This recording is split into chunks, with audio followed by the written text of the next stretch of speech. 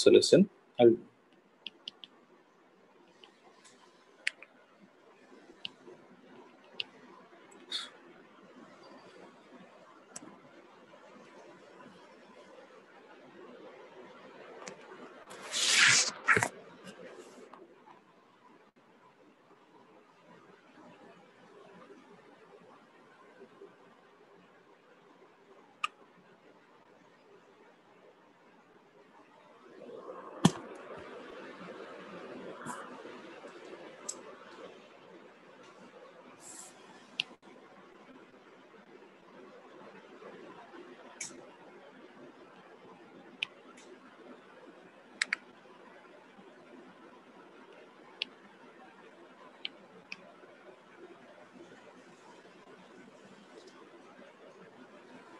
now you are able to see the screen. Yes, I hope now there is no issue. Yeah. So we were discussing about terminal velocity. So what we are going to see is explain how does it. We are going to see how an object acquires terminal velocity when it is dropped from rest in a viscous medium. We are going to derive the expression for terminal velocity of a small spherical body falling through a viscous medium. Also, we will discuss the result of it. Okay. So when an object, so now we are discussing only about terminal velocity. Now listen, please. Generally, when you drop an object that is a solid falls through a viscous fluid, then what will happen is there is a relative motion between different layers. Yesterday we discussed it, right? There is a relative motion between different layers of the fluid. That's what we discussed in Stokes' law. So as a result of this, what will happen is the object experiences viscous force, which tends to retard its motion. That's the logic, right? As the velocity of the object keeps increasing, okay? So when the object is trying to increase its velocity as it is going down because under the influence of gravity, what will happen is the force of friction that comes into existence will also increase according to Stokes' law, because according to Stokes' law, force is directly proportional to velocity. Am I clear till this step? So what will happen when the object is dropped? Its velocity keeps increasing. When its velocity keeps increasing, what will happen to the frictional force coming to picture? That will also keep increasing. Okay. So both these increasing process will happen till a stage when the weight of the object equals to the sum of the upthrust and the viscous force. To put it in very simple terms, there will be a particular point where the object starts moving with a velocity called as Vt, which is going to be a constant velocity. It's going to have a constant value, and the constant velocity which is attained by the ball after some time t is what is called as terminal velocity. So when the object attains terminal velocity, mathematically what will happen is the weight of the object will be equal to upthrust and the viscous force. Why it is so, now we will discuss. Okay. So when this kind of a situation is achieved, that is when the object starts moving with a constant velocity, what will happen is you can say that the net force on the object is zero because the object is moving with constant velocity. We know that F is equal to ma.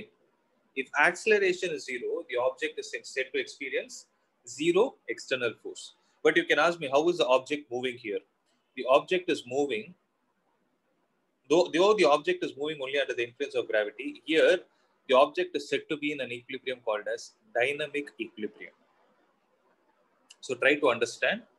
When the acceleration of the object is zero, there are two scenarios possible. One is the velocity of the object can be zero, or you can say velocity is constant. In both these scenarios, what will happen? Acceleration is zero. So whenever acceleration is zero, force is also zero. Whenever force is zero, we call it as translational equilibrium. This we already know. Right? So there are two types of translational equilibria that we can discuss, depending on whether the object is at rest or object is having a constant velocity. If the object is at rest and its force is zero, then that kind of an equilibrium is called as static equilibrium. It's called static. Whereas velocity is constant and the acceleration is zero, then that type of equilibrium is called as dynamic equilibrium. Guys, is this point getting registered in your mind? I hope you're able to understand what is static and dynamic equilibrium. Yes, So in this particular scenario of terminal velocity, is it attaining dynamic equilibrium or static equilibrium?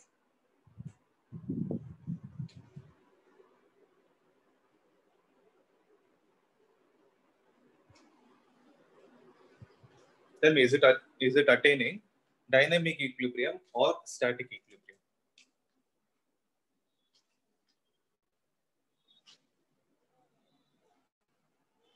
The object is attaining dynamic equilibrium. Okay. So the maximum constant velocity acquired by an object while falling through a viscous medium is called as terminal velocity. So if someone asks you what is the definition of terminal velocity, it is the maximum constant velocity, because what is happening as the object is moving down, its velocity is increasing.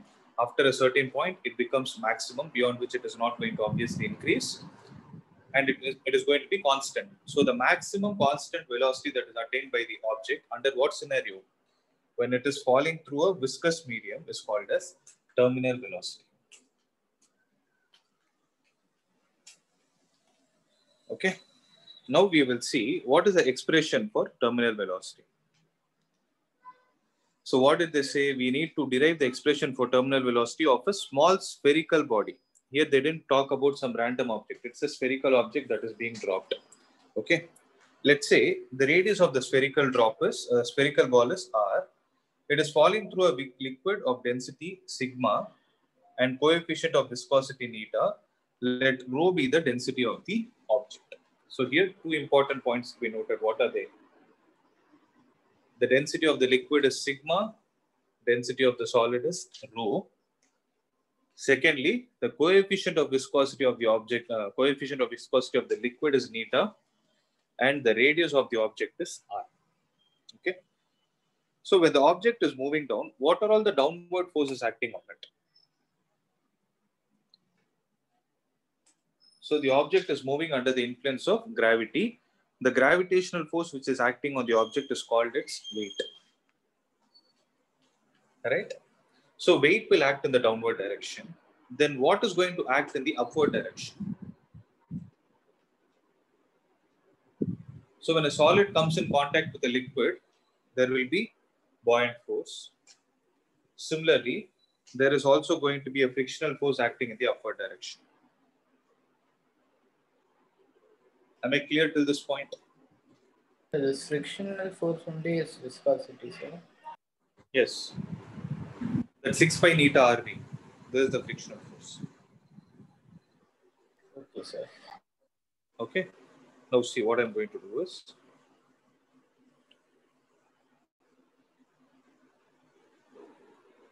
so when the ball is like this, weight is acting downwards, buoyant force is acting upwards, and viscous force is also acting upwards. Okay. So it is moving downwards with a velocity called as Vt.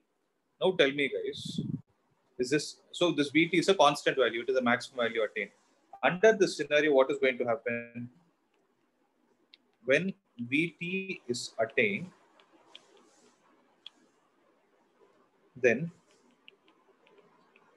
weight of solid will be equal to upthrust plus viscous force.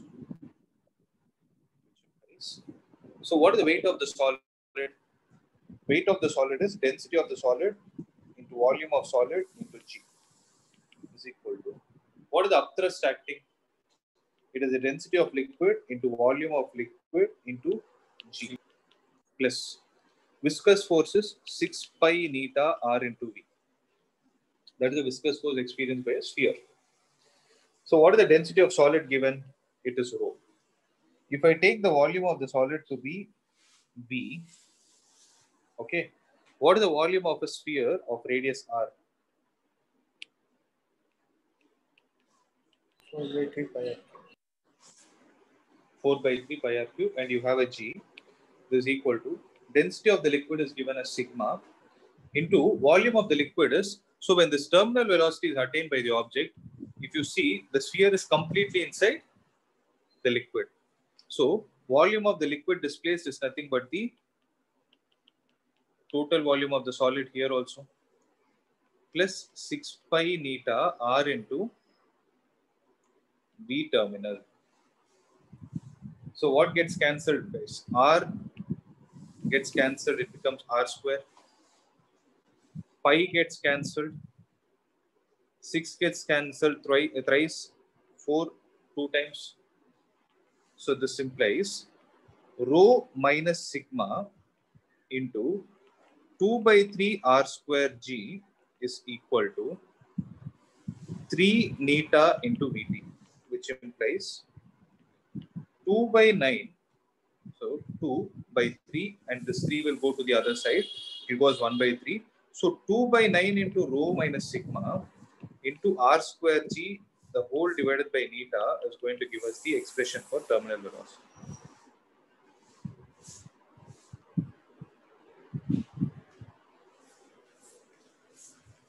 So 2 by 9 into rho minus sigma into r square into g divided by neta is the terminal velocity.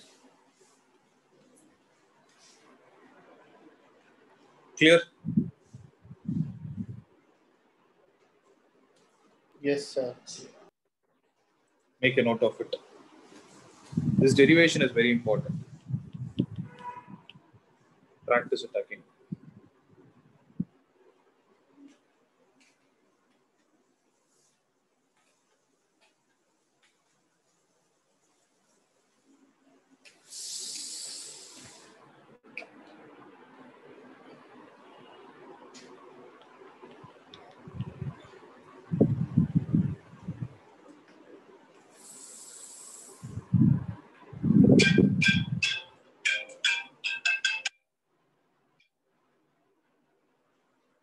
Done? 1 minute, sir. Yeah.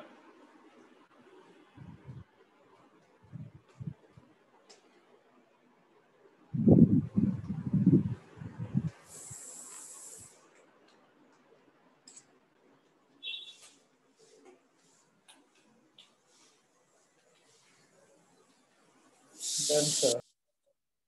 Okay. So I have a doubt, sir. During Yeah, tell me. viscous force formula, here we have substituted V as terminal velocity, no, sir. Yes, that is the terminal velocity. At that point. So even if they ask viscosity, we should use this formula to find V, sir. In viscosity. No, viscous force is minus. Okay, I got it. See, viscous force is minus neta into A into dV by dx. You remember this? Yes, sir. So this is the viscous force where viscous force between layers of liquid. Okay. Sometimes what will happen is solid experiencing viscous force. That is what is given by 6 pi neta r into V. So the 6 pi neta r into V is the force experienced by whom? The solid sphere. It is only due to solid sphere, not even solid. It's only solid sphere. So when you drop a solid sphere into the water, when the sphere travels with the velocity V and its radius is r and the coefficient of viscosity of the liquid is neta, that time you should use 6 pi neta r. Okay, sir. Understood. So depending on the question. Yes, understood. Okay. Yeah.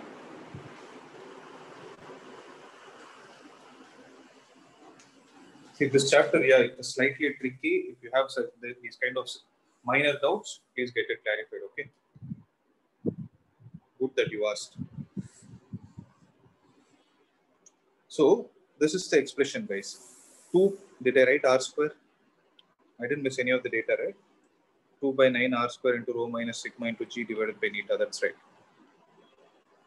So, this is the expression for terminal velocity. Okay.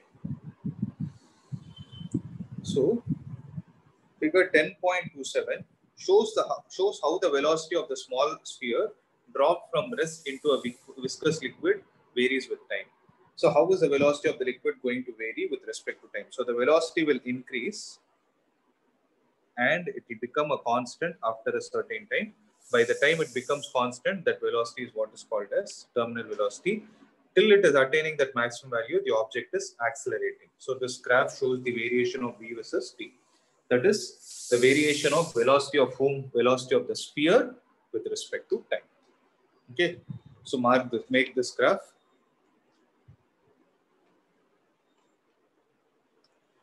So done, guys. Second, the terminal velocity of the liquid is directly proportional to whom? The square of the radius of the object. If you observe from this, velocity is directly proportional to r square, right? That is why when bigger raindrops fall with larger velocity compared to the smaller raindrops. So when raindrops are falling, the bigger ones will have a greater velocity compared to the smaller ones. That's why you can also feel greater momentum and greater when bigger size liquid drops are falling. You can actually sense it. And there's the reason for it. Because when the raindrop is traveling through the medium, it is also experiencing viscous force. Okay. Secondly, the terminal velocity is directly proportional to the difference in density of the object and the fluid. That is rho minus sigma. Now, there are different scenarios that are possible between rho minus sigma. There is a possibility that rho can be greater than sigma. There is a possibility where rho will be equal to sigma, and a possibility where rho is less than sigma. So let's see what will happen. If suppose the density of the solid that is traveling through the medium is greater than the density of the liquid, then it will attain terminal velocity in downward direction. Similarly, if the density of the solid is less than the density of the liquid, that is the density of the sphere is less than the density of the liquid, then the terminal velocity will be negative. That is, the object will rise through the fluid. Okay. So that's why there is an example. See, that is why when you talk about an air bubble in a liquid and clouds in the sky are seen to move in the upward direction. There is a reason for it. Okay, they attain terminal velocity, but in which direction? The negative direction. That is, they start moving upwards.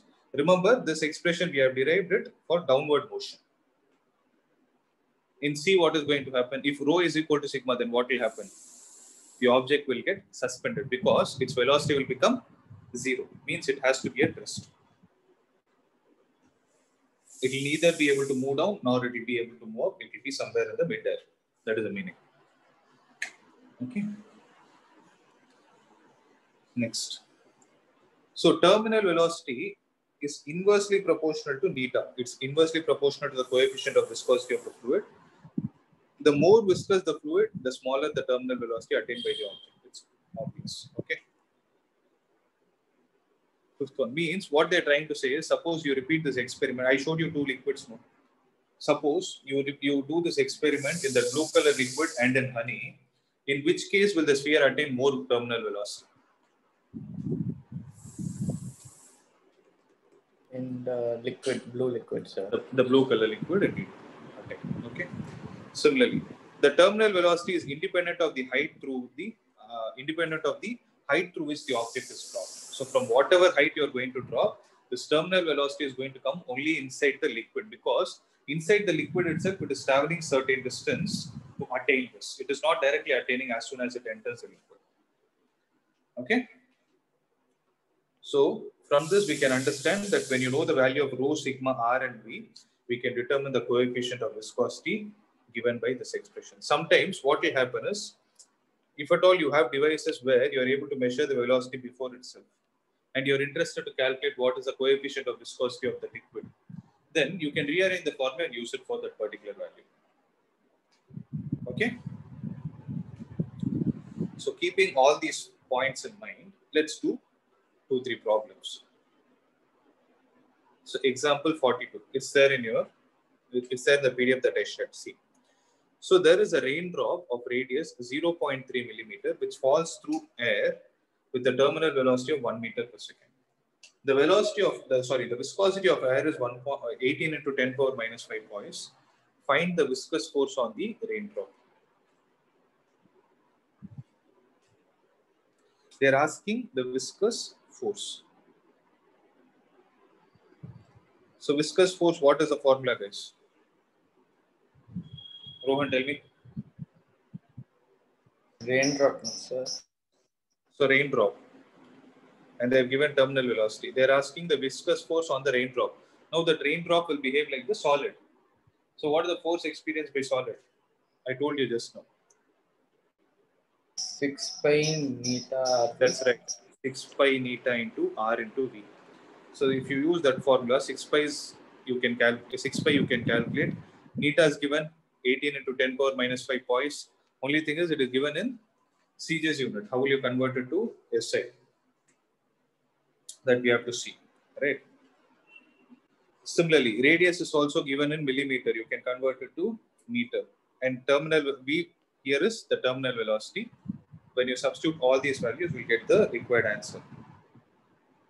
Okay. So what they have done is they have calculated in terms of dyne itself. So they have converted meter per second to centimeter per second and millimeter in terms of centimeter and then solved. So I hope that part you can handle it, right? You guys can handle that part.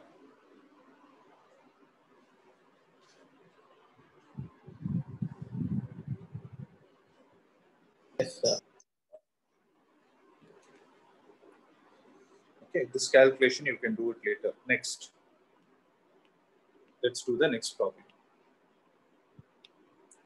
There is an iron ball of radius 0.3 centimeter which falls through a column of oil of density 0.94 gram per centimeter cube. So radius is 0.3 centimeter. Density of whom is given, of the liquid. Density of liquid is sigma. So sigma is how much? 0.94 gram per cc. It is found to attain a terminal velocity of how much value? 0.5 centimeter per second. This determine the viscosity of oil. Given the density of iron is 7.8. So density of the solid is 7.8 gram per cc. So you know the terminal velocity formula. What is it? 2 by 9 r square into rho minus sigma into g. So take neta to the other side, terminal velocity to the other side, substitute all the values, you will get the coefficient of viscosity.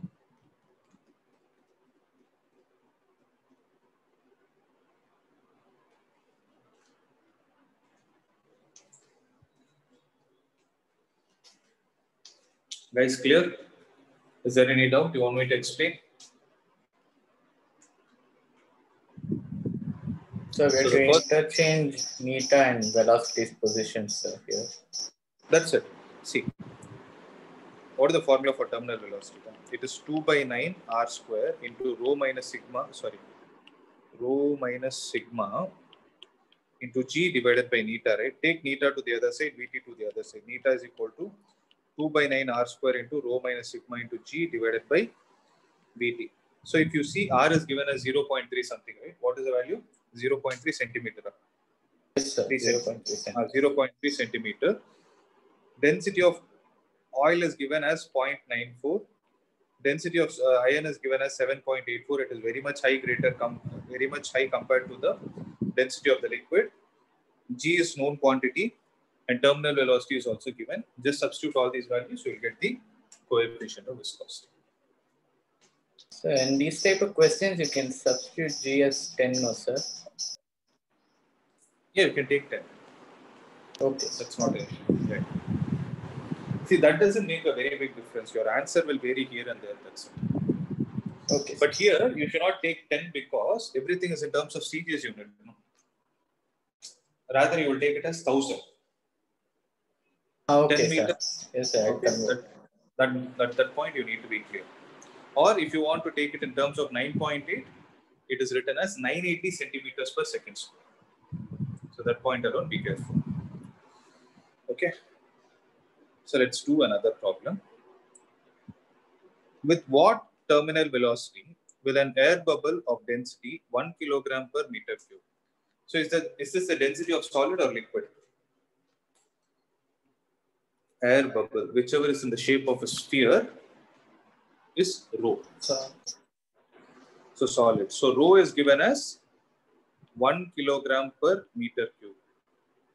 And its radius is, radius is not given. Diameter is given. Okay, radius is going to be 0.4 millimeter. And it is dropped into a liquid of viscosity 0.15 Newton second per meter square. So neta is 0.15. Okay, let me do this problem because they're given in terms of specific gravity and all those things. This might confuse you. So I'll do this one.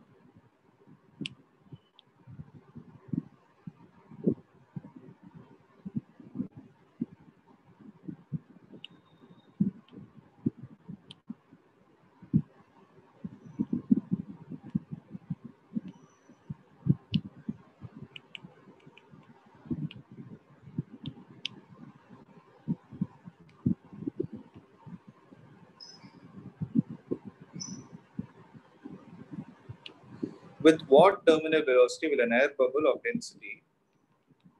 So rho is equal to 1 kilogram per meter cube and diameter is 0.8. So radius is 0.44 millimeter. I'll convert it to meter into 10 power minus 3 meter. Coefficient of viscosity is given as 0.15 Newton second meter power minus 2. So what is the other name for Newton second meter power minus 2? Meter. It's called Poisson. Because SI unit of coefficient of viscosity is Poisson, right? Be careful with it. And they have given the specific gravity of the liquid. That is, sigma is how much, guys? Specific gravity is 0.9 miss. How much is the density?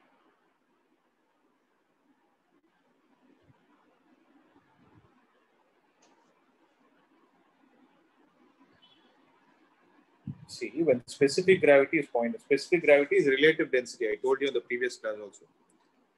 So 0.9 is equal to density of substance by density of water at 4 degrees Celsius. So density of substance will be how much? 0.9 into density of water. That is 0.9 into, what is the density of water, guys? 1000 kilograms. Sir. So it is going to be 900. 900. So 900 kilogram per meter cube.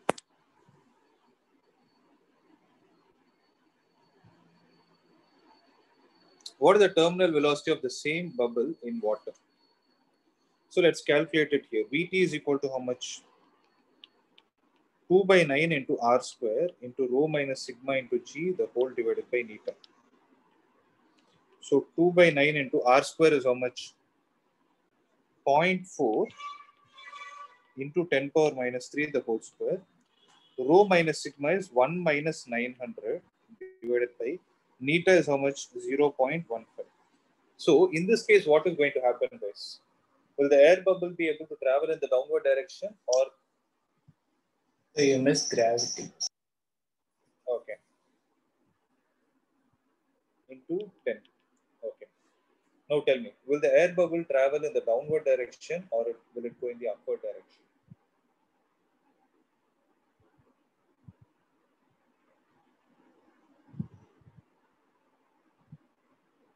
Look at the values and tell me.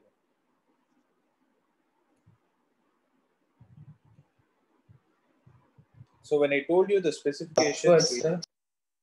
it more upward. Reason? It's 1 minus 900, sir.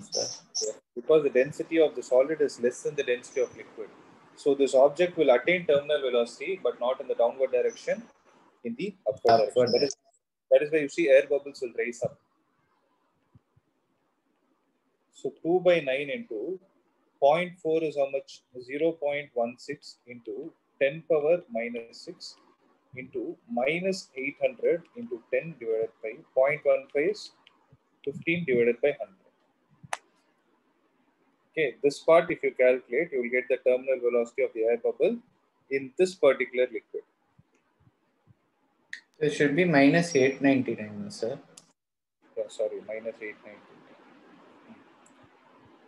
So you will get the terminal velocity in this liquid, which in the liquid whose viscosity is 0.15 Newton per second per meter square. They've asked another question. What will be the terminal velocity of the same bubble in water? If you observe, water is having more viscosity. So what will happen to its terminal velocity?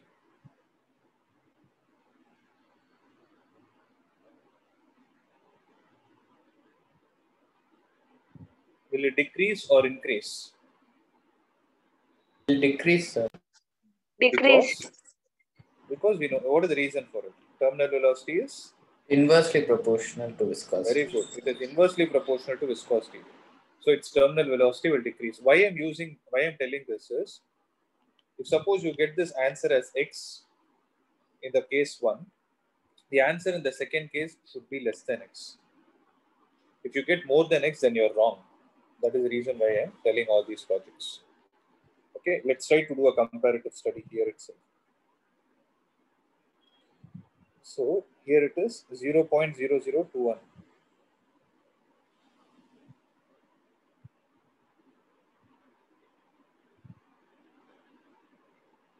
Sorry guys, here what has happened is I concentrated only on the viscosity, but here there is another parameter that is changing. What is it?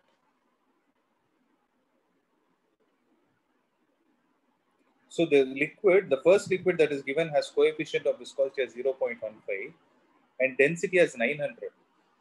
Whereas what will happen in the case of water, coefficient of viscosity is 10 power minus 3.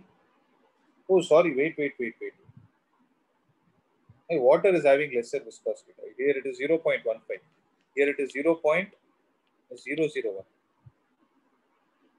It is having lesser viscosity. Sorry. Means its terminal velocity should be more. Also, secondly, what is changing? The density of the liquid is changing. In the previous case, density of the liquid was 900. Now it is 1000. Is that point getting registered? So when you're doing rho minus sigma, here sigma should be 1000. Don't forget it.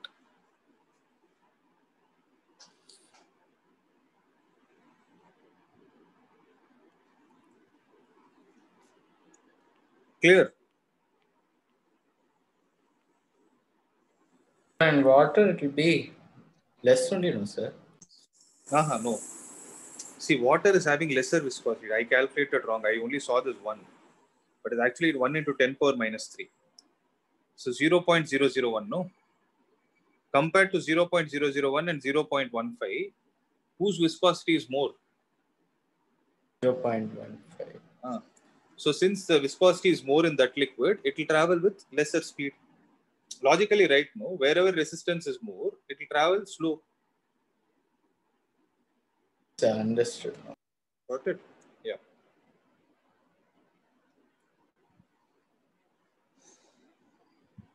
One last problem. I'll do this actually.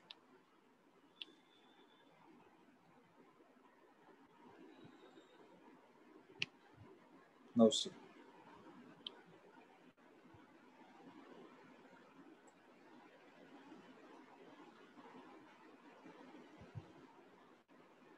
So there are 8 raindrops of radius 1 millimeter, each falling down with a terminal velocity of 5 centimeter per second. Coalesce means they combine together to form a bigger drop. You can actually read it as fusion. They fuse together to form a bigger raindrop. Find the terminal velocity of the bigger drop.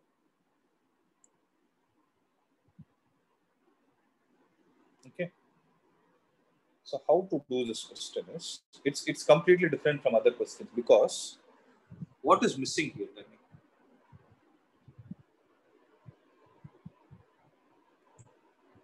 What is missing here is,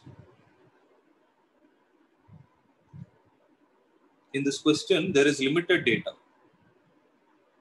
right? So what is their expectation? They want us to calculate terminal velocity. So when I revisit the formula for terminal velocity, it says 2 by 9 r square into rho minus sigma into g divided by neta. So what are all the data I need actually? So what are the data required by us to calculate the terminal velocity? You need to know the radius, you need to know the density of solid, density of liquid, and Coefficient neta. of viscosity. So here if you observe, nothing is known, right? No information is given. So what are we supposed to do? In these kind of problems, okay, the arithmetics that you're supposed to follow is division. The operation that you need to do is division. Means you have to take 2 cases and do a division. So what is case number 1? Case number 1 is each raindrop experiencing a terminal velocity of 5 centimeter per second. Second case is When all the 8 drops have got combined, then there is a bigger drop traveling through the same medium. You're able to understand? So if I take a small drop, then its radius will be 1 millimeter. That is 1 into 10 power minus 3 meter. When this 1 into 10 power minus 3 meter is traveling through a medium with a terminal velocity of 5 centimeter per second. Now, when the 8 drops combine together, let's say its radius is r. Don't make the mistake of writing the radius of the capital R is 8 into 10 power minus 3. That will not happen. Okay, the radius will not get added. So when this is traveling, what is going to be its terminal velocity? Vt dash is equal to what? So how do we proceed? Tell me. Here, how do we create a relation between these 8 raindrops getting combined to form a bigger drop and smaller drops? What physical quantity can I relate between both? What is conserved? It is the volume that is conserved. Means what I'm trying to say is volume of the 8 raindrops mixed together will be equal to the volume of the bigger raindrop because there is no volume that is lost. So 8 times 4 by 3 pi small r cube will be equal to 4 by 3 pi capital R cube. So what will get cancelled? 4 by 3 pi, 4 by 3 pi is gone. So R cube is equal to capital R. We need capital R, right? So capital R is equal to 8 power 1 by 3 into R. 8 power 1 by 3 is 2. 2 into R is how much? 1 millimeter. That is 1 into 10 power minus 3 meter. So that will be 2 into 10 power minus 3. Am I clear, guys? So radius here is 2 into 10 power minus 3 meter. Had you written it as 8, look at the change it would have actually created. It's not 8. Am I clear? Now tell me, terminal velocity in first case is equal to 2 by 9 into small r square into rho minus sigma into g the whole divided by neta. Then what will Vt dash be? Can you guys tell me? It is the same 2 by 9. Vt dash is the terminal velocity of the bigger drop. So the bigger drop will have how much velocity? Capital R square into what is happening to these parameters? Are they changing?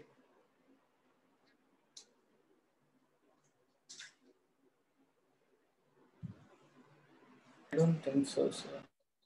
They are not. It's not about not thinking. See, the same raindrop is traveling through the same medium. So same medium means the medium will have same coefficient of viscosity. The medium will have same density. Since it is the same liquid drop that is traveling, the liquid drop will have the same density also. See, density of a material will not change. Whether you take 1 liter of water or 10 liters of water, okay, the density of water is still the same, 1000 kilogram per meter cube. Only thing that is going to change is mass. But since here terminal velocity is dependent on density, that will not change. So what I'm trying to say here is, here also it will be rho minus sigma into g divided by neta only. So if I do Vt dash divided by Vt, what will I get? I'll get capital R square divided by small r square. So capital R square is 4 into 10 power minus 9. Small r square is 10 power minus 9. This and this will get cancelled. It will be 4. So what is Vt dash? 4 times? Times terminal velocity. So 4 times, what is the terminal velocity? Initial value is 5. So answer will be 20 centimeter per second.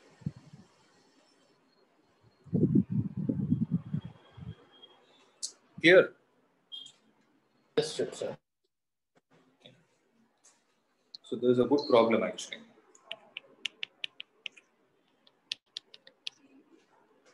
So try these kind of problems to improve your thought process. Okay?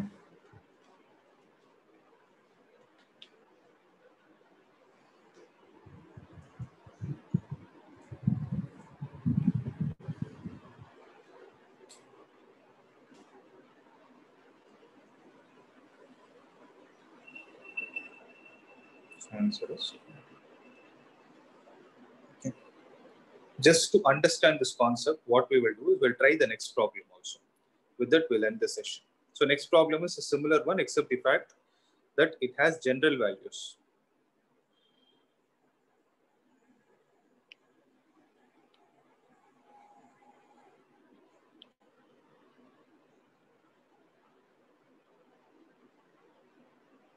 So now I'll do it a little fast so that you'll understand. See, show that if n equal raindrops falling through air with equal steady velocity, 10 centimeter per second coolies, the resultant drop attains a new terminal velocity of 10 into n power 2 by 3 centimeter per second.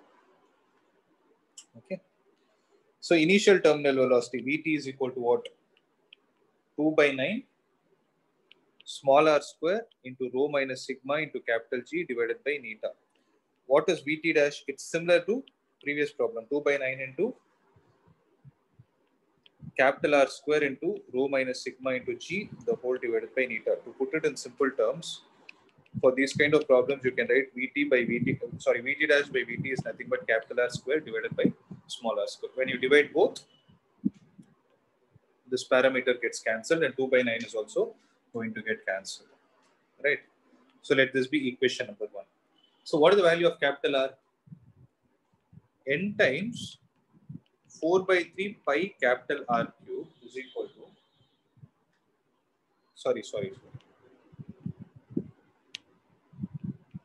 is equal to 4 by 3 into pi capital R cube. What I'm trying to say is volume of n droplets added together is equal to the volume of the bigger droplet.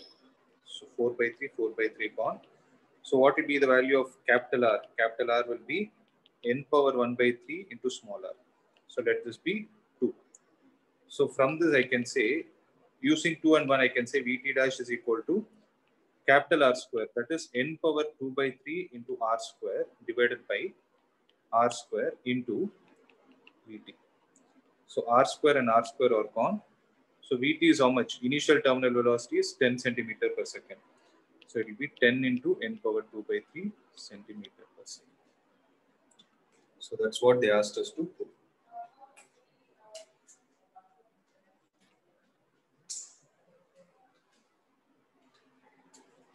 Right? Is there any doubt, guys? No, sir. No, sir. Good. So this is all about terminal velocity. I hope going forward, if any problem is given from this, you will be able to do it. Because there is only one formula, you know how to collect the data and substitute it, right?